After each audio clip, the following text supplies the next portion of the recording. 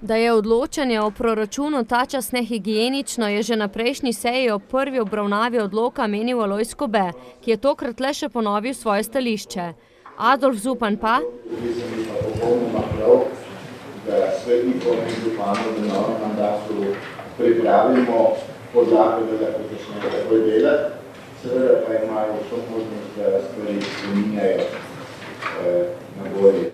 Država je občinam omogočila sprejemanje proračunov za 2019 zaradi nemotenega izvajanja projektov, vezanih na sofinanciranje z državnimi in evropskimi sredstvi, je pojasnil župan. Hkrati pa bomo, tako kot vsako leto, se trudili, da bomo razpis za vse nevladne organizacije na področju športa, kulture, sociale objavili že v jesenskih mesecih.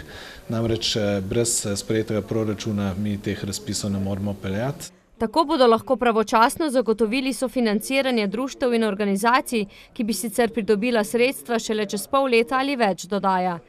Sicer pa je tokrat Alojz Kobe želel pojasnilo o odplačilu dolga občine. Dober milijon evrov več naj bi plačevali za servisiranje dolga.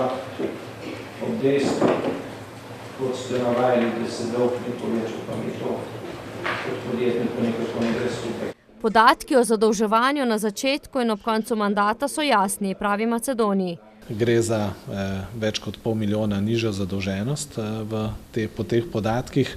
Seveda se mi želimo v kakšnem primeru tudi zadolžiti, ko gre za pomembne razvojne projekte, pa vendar se nam zdi pomembno, da to ni pretirano. Občina je bila konec leta 2014 zadolžena za dobrih 12 milijonov, nadaljuje.